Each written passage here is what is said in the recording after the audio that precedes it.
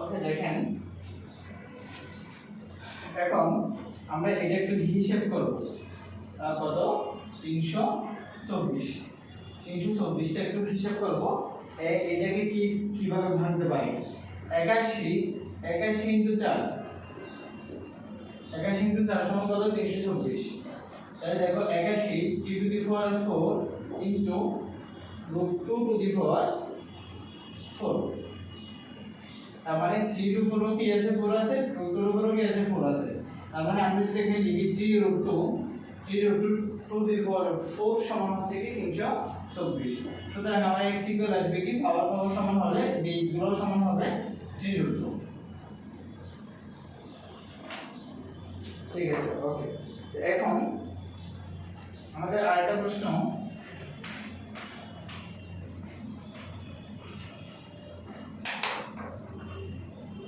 a minus b equal কত a minus b equal 7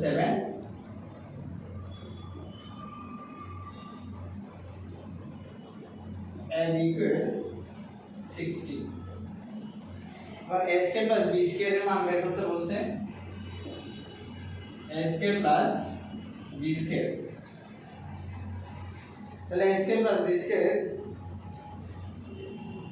সূত্র আছে যে কি দুইটা আমরা a square plus b square এর জন্য a plus b whole square minus 2ab লিখতে পারি a square plus b square এর জন্য a minus b whole square plus 2ab লিখতে পারি আমরা এখানে কোনটা লিখব এটাতে দেখা যাচ্ছে কি আমার এখানে a minus b এর মান দেওয়া আছে তাহলে আমাকে লিখতে হবে কোনটা a minus b whole square plus 2ab a minus b whole square plus 2ab তাহলে a square plus b square কি লিখব কি a minus b whole square plus 2ab ওকে তাহলে এখানে যদি মান বসাই তাহলে কি হবে 7 square plus 2 into 60 49 plus 120 49 120 কি হবে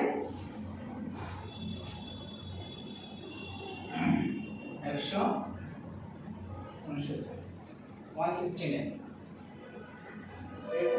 তাহলে এখানে आंसर হবে কত 169 এখানে ঝামেলাটা হচ্ছে কি এই জায়গায় আমাদের a square plus b square সূত্র শিখছি আমরা কোনটা a plus b whole square minus 2ab a plus b whole square minus 2ab কিন্তু এখানে আমাদের মান দেওয়া আছে কত a মাইনাস b এর মান দেওয়া আছে তাহলে সূত্র লিখতে হবে কোনটা নিচেরটা ওকে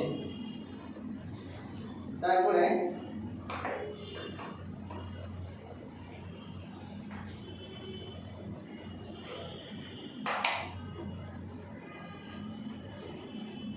এখানে আরেকটা বৃত্ত থেকে প্রশ্ন আসছে বৃত্ত 14 সেন্টিমিটার ব্যাসার্ধের বৃত্তের পরিধি কত 14 সেন্টিমিটার যার ব্যাসার্ধ r ইকুয়াল কত 14 সেন্টিমিটার একটি বৃত্তের ব্যাসার্ধ 14 সেন্টিমিটার হলে তার পরিধি কত ঠিক আছে ব্যাসার্ধ যদি 14 সেন্টিমিটার হয় পরিধি কত হবে আমরা জানি পরিধি সমান কি হয় পরিধি সমান 2 পাই r পরিধি হচ্ছে কি 2 পাই r equal 2 into pi into 14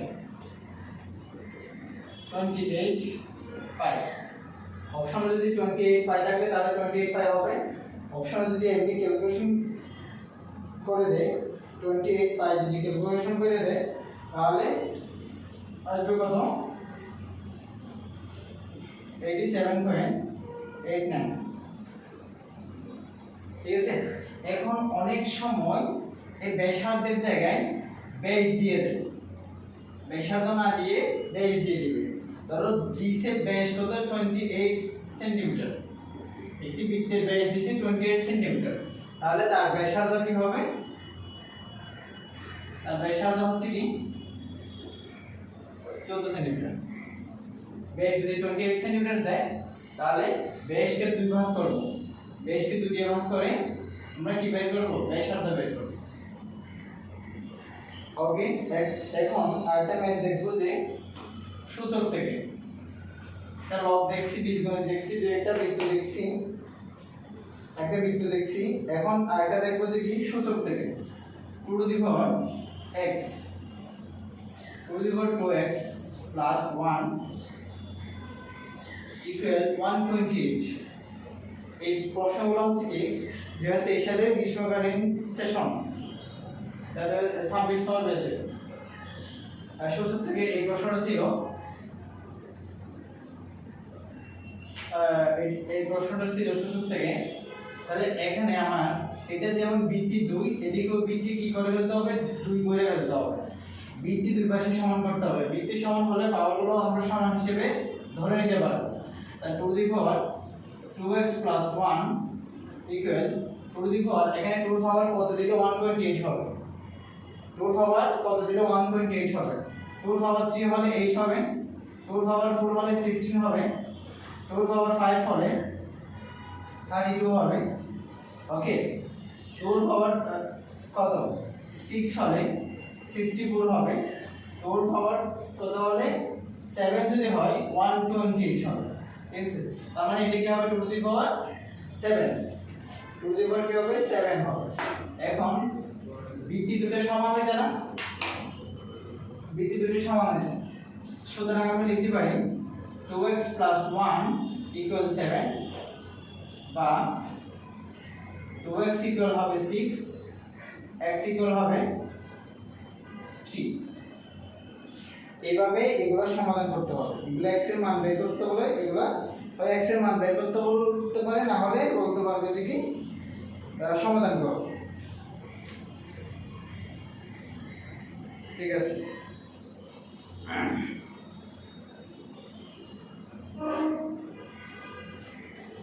এখন শতকরা এখানে এরকম আরো একটা প্রশ্ন আছে সূত্র থেকে, 3 two the power x equal কত 81 হলে এটার x এর মান কত হবে।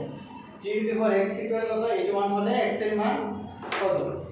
এটাকে এটা যেমন পেজ কত আছে 3 আছে না, এটা কত 3 করে ফেলতে হবে। 3 ওভার পাওয়ার কত দিলে 81 হবে, 3 over power 4, 3 two the power 4 মানে কত 81। ঠিক আছে, 3 টু দি পাওয়ার 3 মানে হচ্ছে কি 27, 3 টু দি পাওয়ার 4 মানে হচ্ছে কি 81। ওকে, তাহলে সুতরাং আমার x ইকুয়াল আসবে কত 4।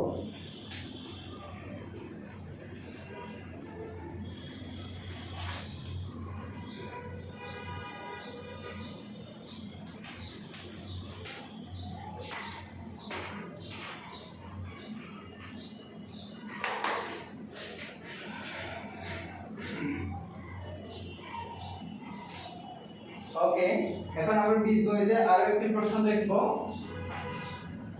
দেওয়া আছে কি a cube minus b cube equal 513, 513।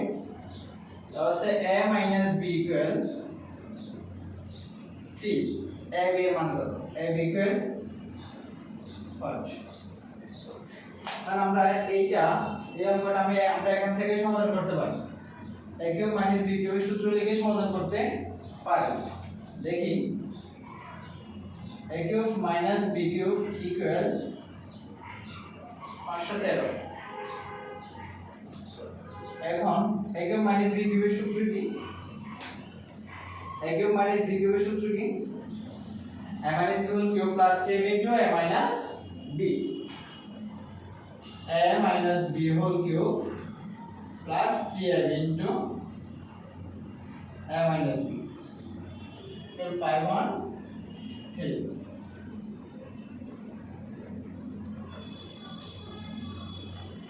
ঠিক আছে, আমাকে বের করতে বলছে a b এর মান।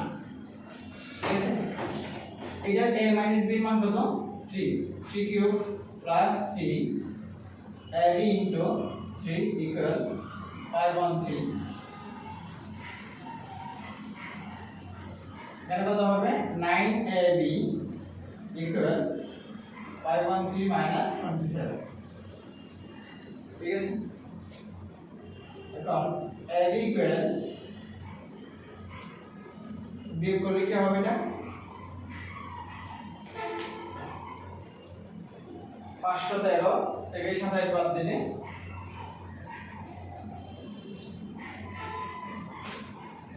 513 থেকে 27 বাদ দিলে কি হবে এখন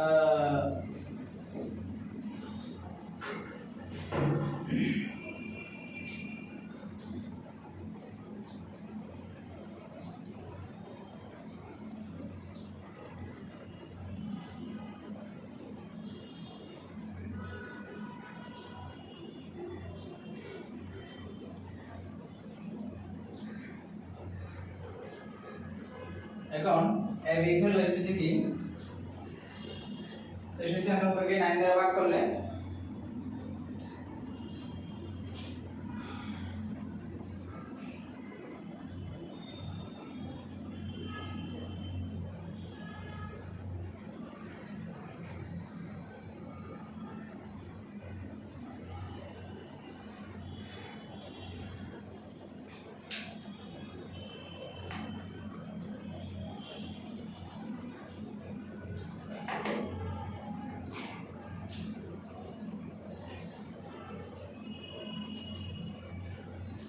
এরকম বিয়োগ আসবে কত 686 ভাগ 9 ইকুয়াল 686 কে 9 দিয়ে ভাগ করলে কত হবে 5 4 54 তাহলে এই মান আসবে কত 54 তাহলে এখানে a কিউব মাইনাস b কিউবের যে মানটা দেওয়া আছে a কিউব মাইনাস b কিউবের যে মানটা দেওয়া আছে ওই মানটা লিখে এইটার সূত্র বসিয়ে সমাধান করতে হবে ঠিক আছে ওকে এখন আমরা দেখব যে কি আরেকটা ম্যাথ দিছি যে কি 0.6 কে শতকরা প্রকাশ করতে বলছে 0.6 কে শতকরায় প্রকাশ করতে বলছে এতকে শতকরা প্রকাশ যে কোনো কিছু কে শতকরা প্রকাশ করতে বললে 100 দিয়ে গুণ করে দিলে হয়ে যাবে 0.6 into 100 ইকুয়াল কি হবে 0.6 কে 100 দিয়ে গুণ করলে কি হবে 60% হবে ঠিক আছে ওকে যে কোনো কিছুকে শতকরা প্রকাশ করতে বললে 100 দিয়ে গুণ করতে হবে 100 দিয়ে গুণ করতে হবে 100 দিয়ে গুণ করলে শতকরা প্রকাশ হয়ে যাবে ওকে তারপর আসছে কি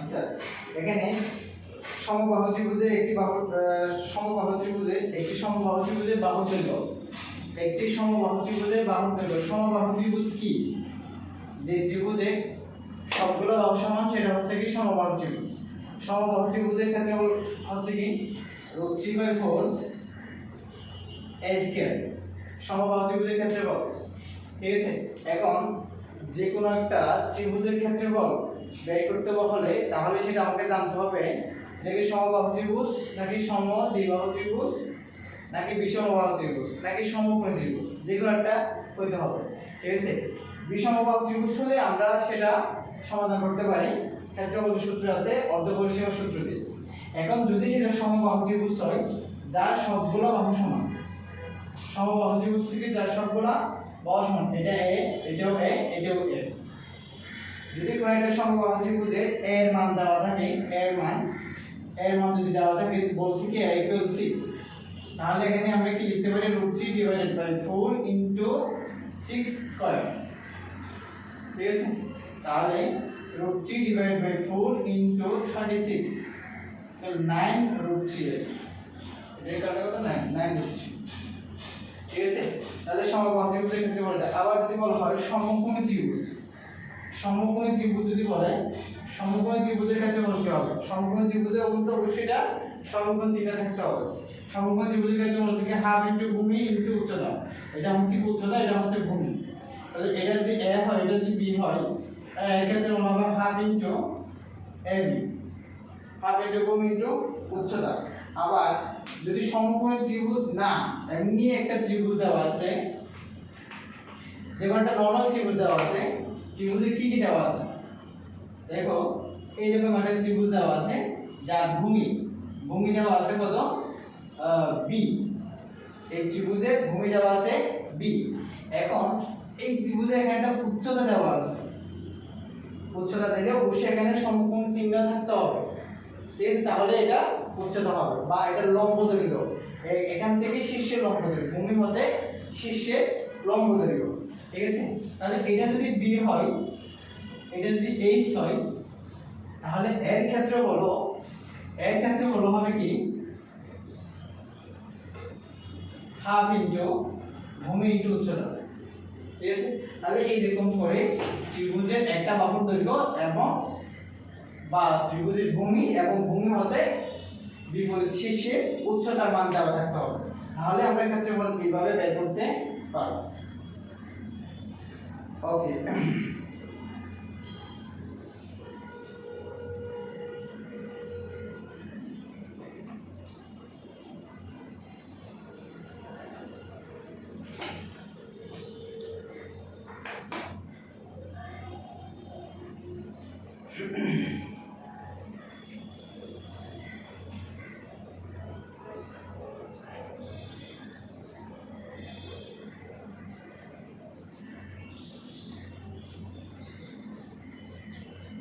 এখন আমরা একটা জ্যামিতি থেকে একটা প্রশ্ন দেখব।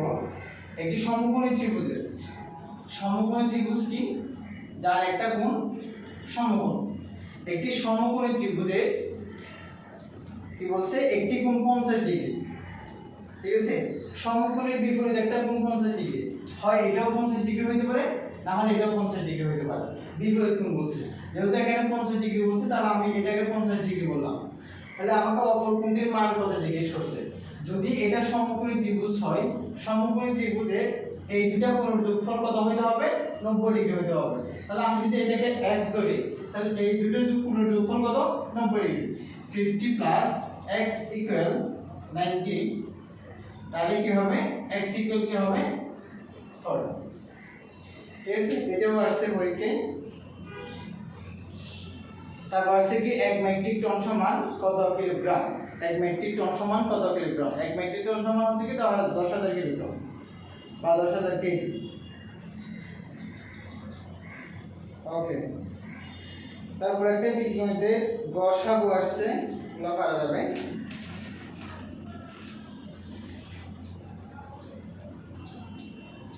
বীজগণিত থেকে একটু আগে যেটা করছে ওরকম আরেকটা ম্যাথ দিছে। x minus y equal 10, xy equal কত 30, x cube minus y cube সমান কত? x minus y equal হচ্ছে 10, xy equal হচ্ছে 30, x cube minus y cube এটার মান কত জিজ্ঞেস করছে। এটা পারা যাবে না? সেম সূত্র, a cube minus b cube সূত্র। a cube minus b cube সূত্র কি হবে? a minus b whole cube plus 7 into a minus b। তার মানে এখানে কি সূত্র হবে, এখানে আমরা কি ইউজ করব, x minus y whole cube plus 3xy into x minus y। এখানে জাস্ট মানগুলো দেওয়া আছে, x minus y এর মান এবং xy এর মান দেওয়া আছে, মানগুলো বসিয়ে দিলেই आंसर আসবে। তারপরে 1 ইউএসডি সমান যদি 81.50 টাকা হয়, 81 টাকা 50 পয়সা আর কি, তাহলে 7000 ইউএসডি সমান, তাহলে গুণ করে দিলে হবে 81.50 ইনটু 7000, গুণ করে দিলে যা আসে তা।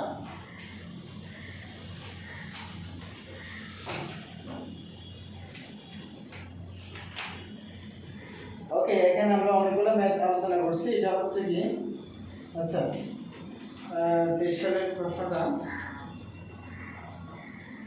আমরা আরেকটা প্রশ্ন দেখি।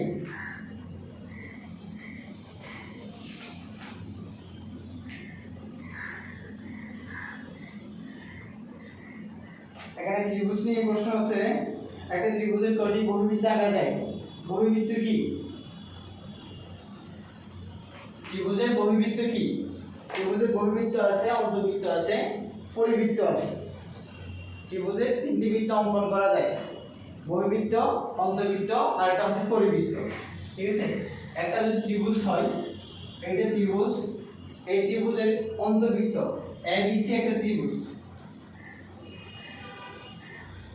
ABC ত্রিভুজের অন্তর্বৃত্ত হচ্ছে কি, এখানে ত্রিভুজের ভিতরে যে বৃত্তটা আসবে সেটা। আবার ABC ত্রিভুজের এটা হচ্ছে কি অন্তবৃত্ত। পরিবৃত্ত কোনটা?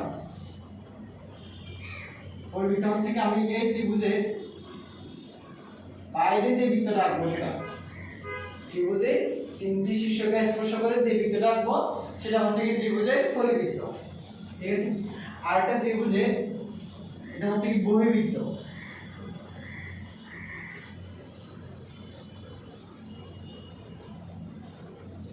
একটা ত্রিভুজ যদি হয় এ বি সি, তাহলে ত্রিভুজের বহির্বৃত্ত এখানে রাখবো, ত্রিভুজের যে কোনো দুটো বাহুকে বর্ধিত করতে হবে এরকম করে। ত্রিভুজের দুটো বাহুকে বর্ধিত করবো, বর্ধিত করে আমি এইখানে একটা বৃত্ত আঁকবো এমন ভাবে যা এই তিনটা বাহুকে কি করে স্পর্শ করে এরকম, ঠিক আছে। এটা হচ্ছে ত্রিভুজের বহির্বৃত্ত। এখন কথা হচ্ছে কি, আমার প্রশ্ন করছে একটি ত্রিভুজের কয়টি বহির্বৃত্ত আঁকা যায়, একটি ত্রিভুজের কয়টি বহির্বৃত্ত আঁকা যায়। তাহলে একটি ত্রিভুজের কয়টি অন্তর্বৃত্ত আঁকা যায়? একটি অন্তর্বৃত্ত, এখানে একটি আঁকতে পারবো আর বেশি আঁকতে পারবো না। একটি ত্রিভুজের কয়টি বহির্বৃত্ত আঁকতে পারবো? একটি বহির্বৃত্ত আঁকতে পারবো, এখানে আর বেশি আঁকতে পারবো না। কিন্তু এই ত্রিভুজে আমি কয়টি বহির্বৃত্ত আঁকতে পারবো? আমি যদি এটাকে এদিকে বর্ধিত করি, এটা যদি এদিকে বর্ধিত করি, তাহলে আমি এখানে একটা বহির্বৃত্ত আঁকতে পারবো, ঠিক আছে। আমি যদি এটাকে এদিকে বর্ধিত করি, ঠিক আছে, আর যদি এটাকে এদিকে বর্ধিত করি, তাহলে আমি এটাকে এদিকে আরেকটাও কি বহির্বৃত্ত আঁকতে পারবো। তো একটা ত্রিভুজের তিনটি বহির্বৃত্ত আঁকা যাবে, তিনটি বহির্বৃত্ত আঁকা যাবে, ঠিক আছে।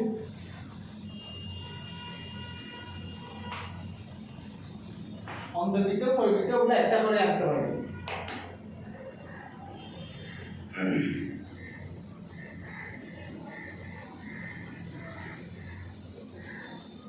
এখন এখানে ক্রয় মূল্য বিক্রয় মূল্যর যে প্রশ্নগুলো শতকরা থেকে একটা প্রশ্ন দিচ্ছে হচ্ছে একটি কলম 11 টাকায় বিক্রি করে, একটি কলম 11 টাকায় বিক্রি করলে 10% লাভ হয়, কলমটির ক্রয় মূল্য কত? একটি কলম 11 টাকায় বিক্রি করলে 10% লাভ হবে। আমাকে কলমটির ক্রয় মূল্য কত জিজ্ঞেস করছে, কলমটির ক্রয় মূল্য কত, ঠিক আছে। এখন 10% লাভ করব, 10% যদি লাভ করি, আমার 100 টাকা ক্রয় মূল্য হলে আমার বিক্রয় মূল্য 110 টাকা হবে।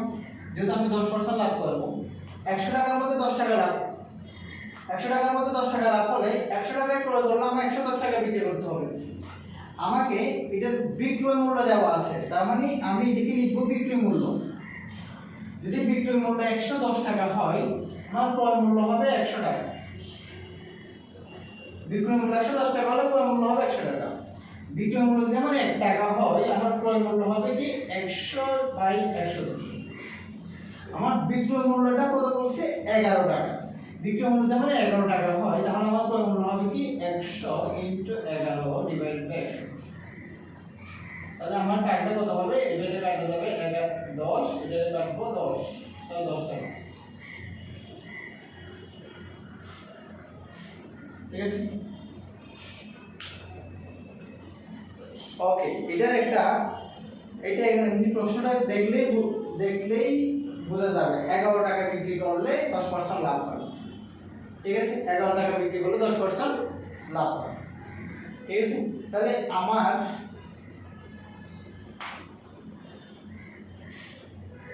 এই প্রশ্নটা 11 টাকা বিক্রি করলে 10% লাভ হয় বলছে।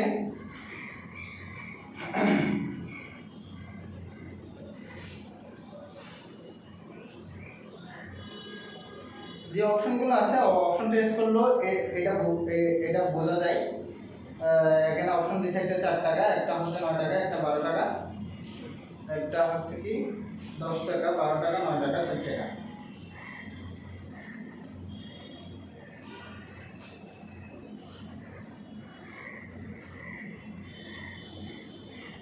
আচ্ছা, ঠিক আছে।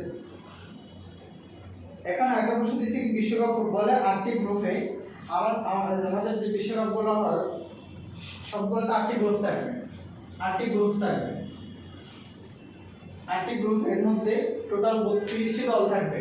একটি গ্রুপে 4টি করে, একটি গ্রুপে 4টি করে দল থাকবে, টোটাল 32টি দল থাকবে। তাহলে এই গ্রুপে থাকবে 4টি,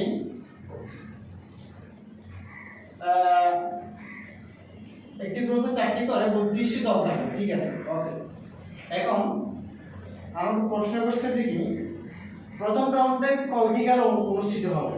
আমি একটি গ্রুপে খেলা দেখব, একটি গ্রুপে 4টি দল থাকবে। ধরলাম যে আমি দলগুলা এ বি সি ডি, ধরলাম যে আমি এই 4টি দল আছে একটি গ্রুপে।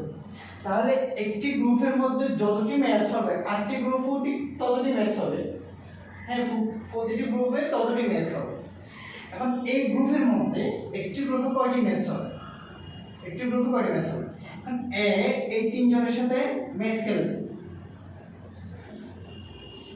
আবার বিও 3 জনের সাথে ম্যাচ খেলবে। তাহলে বি এর সাথে খেলছে, বি এর সাথে খেলছে, এই 2 জনের সাথে ম্যাচ খেলবে। এখন সি বাকি আছে, সি এর সাথে ম্যাচ খেলবে। এখন সি বি এর সাথে খেলছে, এদিকে আবার এর সাথে খেলছে, সি আবার ডি এর সাথে খেলতেছে। এখন টোটাল ম্যাচ হবে কি? 1টা 2টা 3টা 4টা 5টা 6টা। একটা গ্রুপে 6টা ম্যাচ হবে, ঠিক আছে? তাহলে 8টি গ্রুপে 8 × 6 48টা ম্যাচ হবে। তাহলে এটা आंसर হবে কি? 48। ঠিক আছে? একটি গ্রুপে 4টা যদি দল থাকে তারা ম্যাচ খেলবে 6টা, 6টা করে ম্যাচ খেলবে, 6টা ম্যাচ খেলবে, মানে একটি গ্রুপে 6টা ম্যাচ হবে। তাহলে 8টি গ্রুপের মধ্যে 48টা ম্যাচ হবে। একটি গ্রুপে 6টা ম্যাচ কেমন হবে আর একটু দেখাই দিই। আবার ধরো প্রথম যে গ্রুপটা আছে, হ্যাঁ, প্রথম যে গ্রুপটা আছে এ বি সি ডি, এখানে 4টি দল আছে, এ বি সি ডি 4টি দল আছে। এর সাথে বি এর ম্যাচ হবে, আবার এর সাথে সি এর ম্যাচ হবে, এর সাথে ডি এর ম্যাচ হবে। ওকে, এখন বি এর সাথে সি এর ম্যাচ হবে, বি এর সাথে ডি এর ম্যাচ হবে। ওকে, এখন সি এর সাথে ডি এর ম্যাচ হবে। তাহলে আমি এখানে সি এর সাথে শুধু ডি দিছি, বি এবং এ দিনে কেন? এই যে সি এর সাথে বি টা এখানে আছে, আবার সি এর সাথে এ এখানে আছে, এই সি এর সাথে এ এখানে আছে, সি এর সাথে বি এখানে আছে। এখানে বি এর সাথে ডি আছে, কিন্তু বি এর সাথে সিও আছে, বি এর সাথে এও আছে, সেজন্য আবার ফলোরে দেওয়ার দরকার নেই। ঠিক আছে? তাহলে এখানে 6টি করে ম্যাচ হবে, এক দলে 6টি ম্যাচ হবে। তাহলে এক গ্রুপে 6টি ম্যাচ, 8 গ্রুপে 48টি ম্যাচ হবে। তাহলে একদম ইজি। 5 লিটার পানির ওজন কত? 5 কেজি। 5 লিটার পানির ওজন 5 কেজি। ঠিক আছে?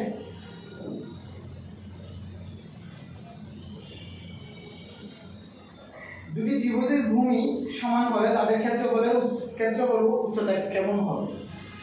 দুটি ত্রিভুজের ভূমি সমান, ঠিক আছে? আমাকে ভূমি সমান বলছে, দুটি ত্রিভুজের ভূমি সমান, ঠিক আছে? এখন ভূমি এটাও এ এটাও এ, ক্ষেত্রফল ও উচ্চতার একটা সম্পর্ক কি রকম হবে? ক্ষেত্রফল ও উচ্চতা কেমন হয়? দুটি ত্রিভুজের ভূমি সমান হলে ক্ষেত্রফল ও উচ্চতা কেমন হবে? যদি তাদের ক্ষেত্রফল সমান হতে হয়, উচ্চতাও সমান হতে হবে। ক্ষেত্রফল সমান হলে, এই দুটি ত্রিভুজের ক্ষেত্রফল যদি সমান হলে, এটার উচ্চতা যদি h হয়, এটাও কি হবে? h হবে। এটা যদি 5 সেন্টিমিটার হয়, এটাও 5 সেন্টিমিটার হতে হবে। এটা 10 সেন্টিমিটার হলে এটাও 10 সেন্টিমিটার হতে হবে। তার মানে যদি ভূমি সমান হয়, একটা ফিক্সড করে দেওয়া আছে ভূমি, তাহলে উচ্চতার ক্ষেত্রে সমানুপাতিক হবে। আমাকে এখানে অপশনগুলো দেওয়া আছে কি সমান, সমানুপাতিক, দ্বিগুণ, অসমান। এটা সমান হবে না, এটা সমানুপাতিক হবে। সমানুপাতিক, সমান হারে বাড়বে। ঠিক আছে? এটা ধরো এটা আমি ভূমি সমান করে দেওয়া আছে, ঠিক আছে? আমি উচ্চতাকে 3 গুণ করলাম, উচ্চতাকে 3 গুণ করলাম, তাহলে এটার ক্ষেত্রফল 3 গুণ বাড়বে।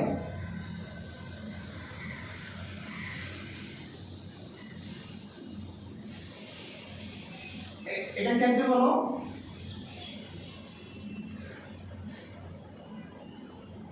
এটা উচ্চতা 3 গুণ বাড়লে ক্ষেত্রফল 3 গুণ হবে। উচ্চতা যদি 4 গুণ হলে ক্ষেত্রফল 4 গুণ হবে। এটা সমানুপাতিক সম্পর্ক। তাহলে এখানে একটা প্রশ্ন আছে ঘড়ির মিনিটের প্রতি মিনিটে ঘড়ির মিনিটের কাঁটা কত ডিগ্রি অতিক্রম করে। প্রতি মিনিটে ঘড়ির মিনিটের কাঁটা কত ডিগ্রি অতিক্রম করবে। ঘড়ির মিনিটের কাঁটা সম্পূর্ণটা ঘুরে আসতে সম্পূর্ণটা যদি ঘুরে আসে তাহলে 60 মিনিট সময় নেবে। মিনিটের কাঁটা 60 মিনিট সময় নেবে। মিনিটের কাঁটা 60 মিনিট সময় নেবে পুরা এটা ঘুরে আসতে। তার মানে পুরা ঘুরে আসলে কয় ডিগ্রি হবে? 360 ডিগ্রি। তাহলে 60 মিনিটে যদি 360 ডিগ্রি ঘুরবে তাহলে 1 মিনিটে কয় ডিগ্রি ঘুরবে? 1 মিনিটে 360 বাই 6 ডিগ্রি। 1 মিনিটে 6 ডিগ্রি ঘুরবে। ঘড়ির মিনিটের কাঁটা 1 মিনিটে 6 ডিগ্রি ঘুরবে। এটা মাথায় রাখবে। ওকে,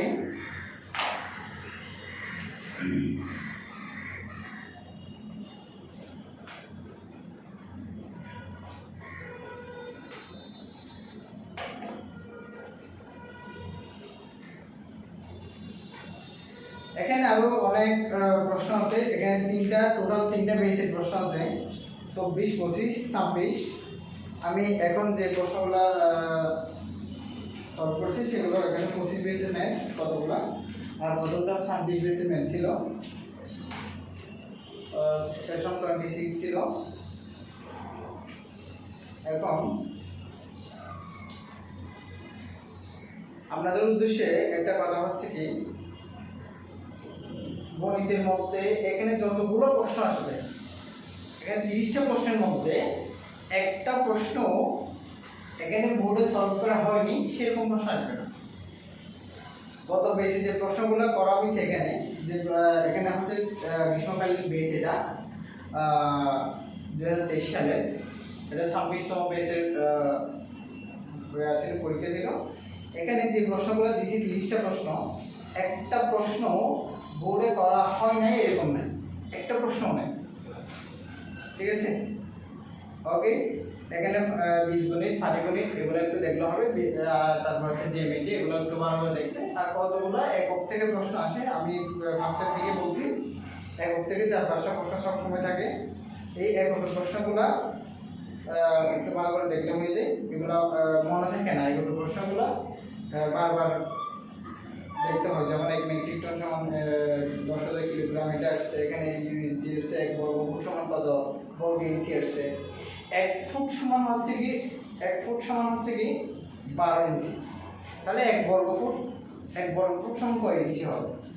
1 ফুট সমান যদি 12 ইঞ্চি হয়, 1 ফুট সমান যদি 12 ইঞ্চি হয়, তাহলে 1 বর্গ ফুট মানে এটাকে বর্গ করছি, আমি এটাকেও বর্গ করব, 144 বর্গ ইঞ্চি হবে। শেষ। এগুলো একক থেকে কতগুলো প্রশ্ন আছে এগুলো। যদি রেটিংসে কারো আগ্রহ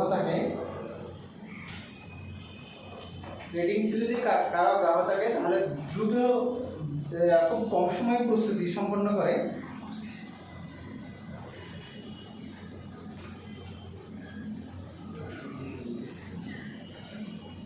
এগুলো এডিট করে বলতেছেন।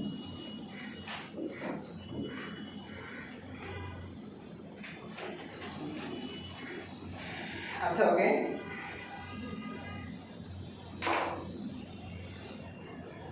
আমি যারা ভর্তি হতে চান, যাদের এই সেক্টরে চাকরি করার আগ্রহ আছে, খুব সহজে চাকরি পাওয়ার একটা সুযোগ হচ্ছে কি এটা। এখানে 2টা সরকারি প্রতিষ্ঠান আছে, এনএমএ, একটা চট্টগ্রামের, ওটাতে প্রায় 200টি সিট আছে। আরেকটা আছে সরকারি, ওটাতে 100টি আছে, টোটাল 300টি সিট আছে।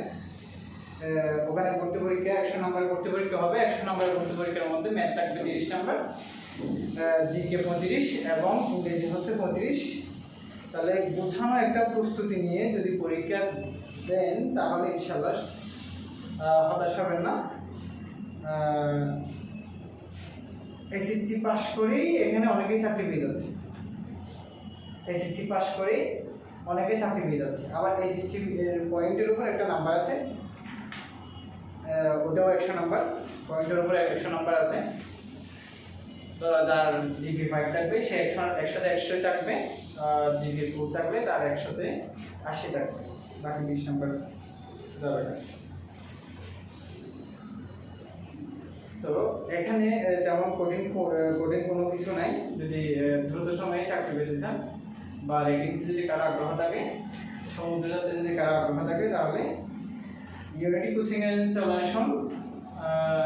আমাদের এখানে দক্ষ শিক্ষক দিয়ে ক্লাস নেওয়া হয়, গণিত, জিকে এবং ইংলিশের উপর আপনাদের 100% প্রস্তুতি সম্পন্ন করা হবে।